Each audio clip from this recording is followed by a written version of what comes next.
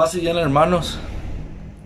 Hoy tocaremos y seguiremos con Apocalipsis capítulo 2.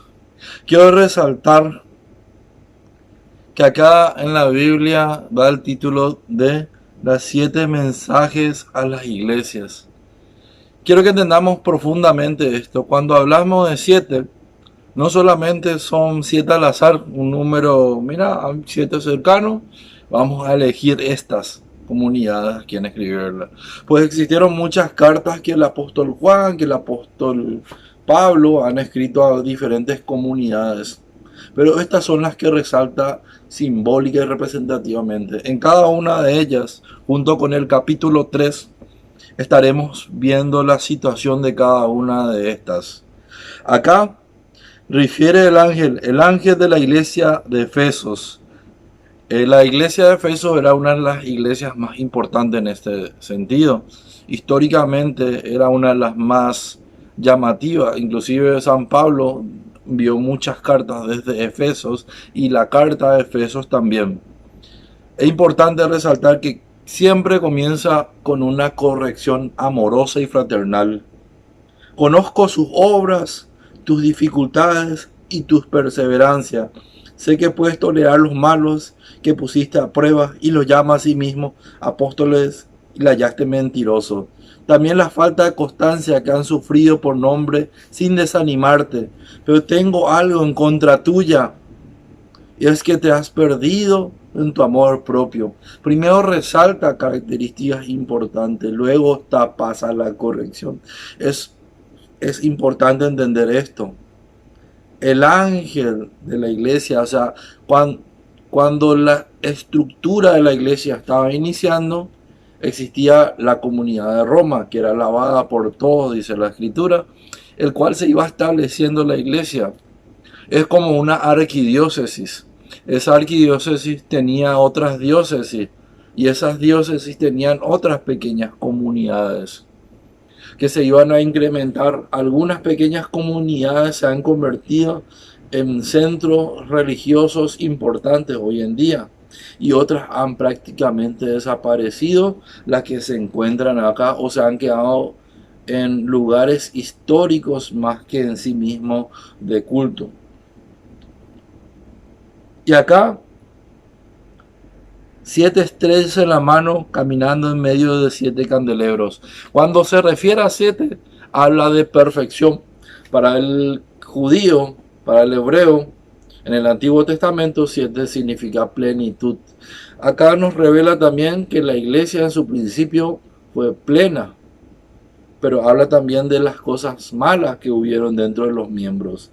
La gracia de Dios se ha manifestado tal cual en plenitud desde los primeros siglos hasta el día de hoy, siempre considerando la cizaña y la buena cosecha junto hasta el día del juicio. Luego dice, date cuenta dónde has caído, recupérate y vuelve antes de decir. Habla acá de lo positivo, habla también de lo negativo. Habla acá muchos aspectos que tenemos que considerar. Cuando habla acá del espíritu de la iglesia, habla de un mismo espíritu, del Espíritu Santo, que fue profetizado y que fue anunciado por Jesucristo, que también descendió el día de Pentecostés. Acá la gracia de los apóstoles, acá la gracia del Espíritu por medio de estos hombres que fueron llamados se está diseminando por todos los lugares de Asia. La iglesia va creciendo, pero todavía no tiene la característica universal. Acá empieza a ser católica por llamado vocacional. El ángel de Esmirno habla primero y al último, estuvo muerto y volvió a la vida. Habla de Jesucristo. Sé que sufres, que eres pobre y sin embargo eres rico. Tomas las calumnias que pretenden los judíos y son pues sinagoga de Satanás. No tengas miedo que vas a padecer. El diablo meterá a alguno de ustedes en la cárcel para ponerlo a prueba. Serán 10 días de prueba, permanecerán fiel hasta la muerte y la de corona de gloria. Acá habla también como muchas partes, muchas cartas de Pablo, de Juan, la perseverancia, cómo ellos eran perseguidos por judíos, por romanos, por el imperio que hoy en día ya no existe más. Esos judíos, como tenían la visión, ellos defendían y mataban en nombre de Dios. Ellos consideraban que solamente ellos eran salvos, que solamente ellos eran un pueblo elegido, que solamente dentro del judaísmo, dentro de ellos podría haber salvación, que solamente ellos podrían alcanzar a Dios, que los pueblos eran considerados impuros y estos pueblos querían buscar a Cristo verdaderamente. Y le dice bien, ustedes son pobres, pero a la vez ricos. Ricos en espíritu, en valentía, en gozo. Cómo luchaban y morían en causa de Dios. Y ellos recibirían también una promesa, la corona de gloria de Dios. Escribe el ángel la iglesia de Pérgamo. Así habla el que tiene espada aguda de doble filo. La espada de doble filo también encontramos en otra parte de Apocalipsis, como la lengua de Dios. Es la palabra que corta, tanto para nosotros en nuestra vida cuando recibimos la palabra de Dios, como esta precisamente, es para todos los miembros, pero también hay un mensaje personal para mí. Debo tanto proclamar como vivir adecuadamente. Sé dónde vives, dónde está el trono de Satanás, pero aferras firmemente a mi nombre y no has renegado tu fe, ni siquiera cuando mataron a Antipas. Antipas era uno de los primeros mártires dentro de la iglesia, es uno de los que hace referencia, y con su testimonio convirtió a muchísimas personas, y hoy es santo también. Mi fiel testigo, así donde vives en esta tierra de Satanás. Pero tengo algunas cosas contra ti. Toleras a los que profesan doctrina de Balaam, al que enseñó doctrina de Balac, y haces tropezar a los israelitas con tu prostitución y tu carne sacrificada a ídolos. Cuando habla de prostitución, se refiere a aquellos que quieren vivir la fe, creen vivir adecuadamente y sacan de su boca la palabra de Dios mío, Señor mío, pero comparten cosas, tradiciones del mundo. Por ejemplo, lastimosamente he visto muchos protestantes evangélicos y católicos y de otras denominaciones participar ahora lo que es el carnaval, que para nosotros no representa un acto religioso en sí mismo dentro de nuestra fe, pero es una práctica corrida por todo lo que es Latinoamérica y se va esparciendo por el mundo. Es una tradición mundana que refleja la carne, la imagen seductora muchas veces de la lujuria, del pecado, y son ellos que se van con cruces, tantos protestantes, tantos hermanos separados, como así también católicos que dicen amar a Dios, dicen creer en Dios, pero también se van a pos de ídolos, de la sangre, de la carne, de los vicios, prostituyen su fe, porque así como Dios amó a su esposa, nosotros debemos amar a la iglesia.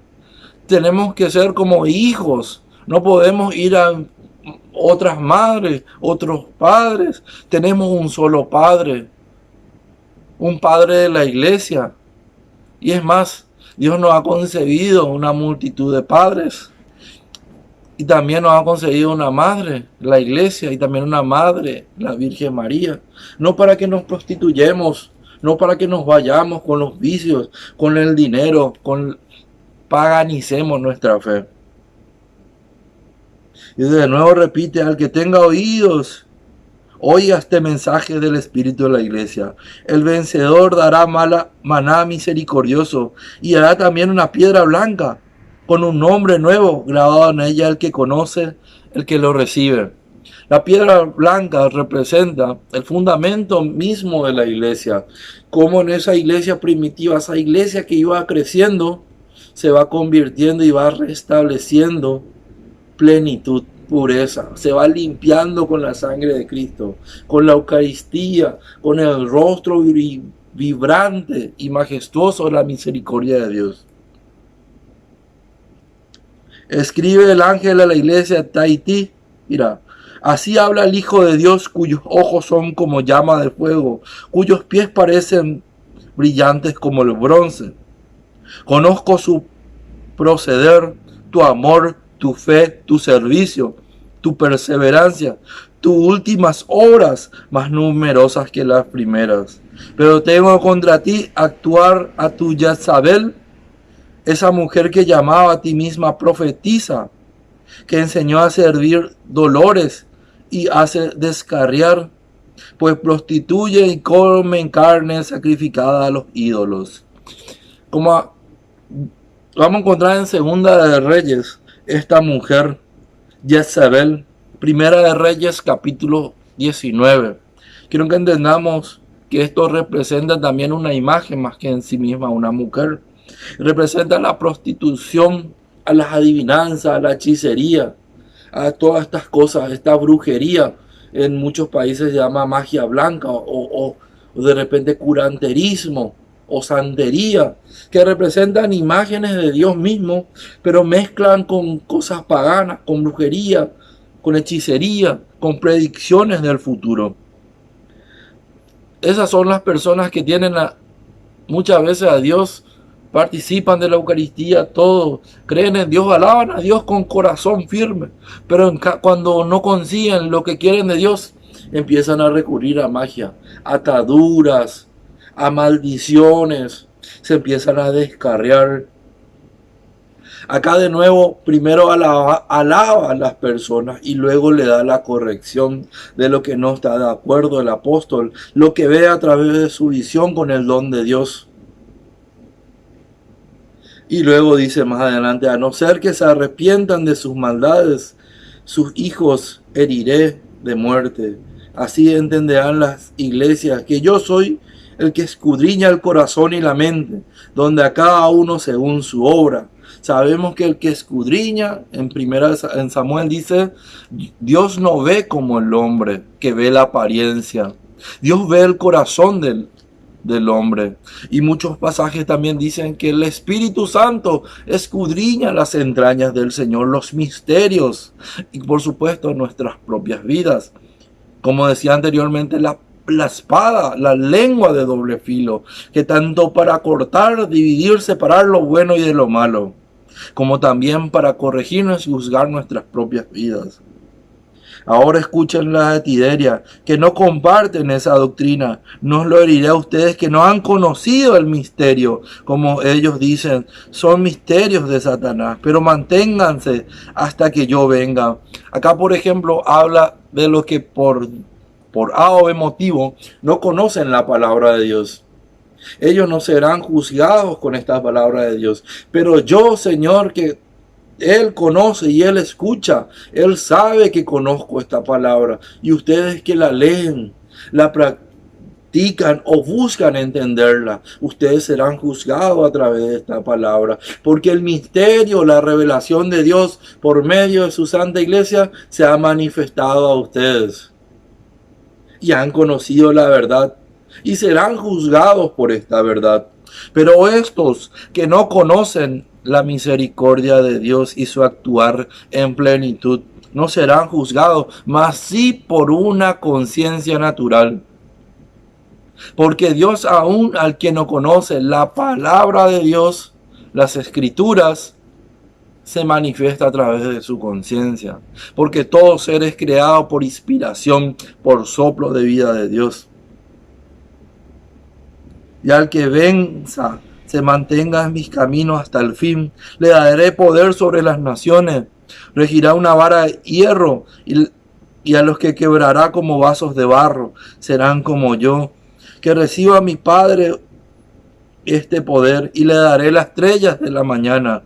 El que tenga oídos, oiga este mensaje del Espíritu de las iglesias. Y de nuevo termina, el que tenga oídos que escuche. ¿Cuántas veces nos vamos en la homilía del sacerdote, escuchamos esta lectura? Porque estas lecturas se leen en la misa. se leen todos los días, se presentan en nosotros con una homilía, con un mensaje, y aún así no escuchamos. ¿Cuántas veces dice, no robarás? Y seguimos robando, estafando. No mentirás y seguimos mintiendo. Y Dios entiende que somos débiles, que parecemos, que dificultamos, que nos prostituimos muchas veces por ignorancia. Pero si conocemos y reconocemos a Dios como nuestro Salvador, es difícil apartarnos de la misericordia de Dios. Es difícil, en este sentido, alejarnos de su palabra.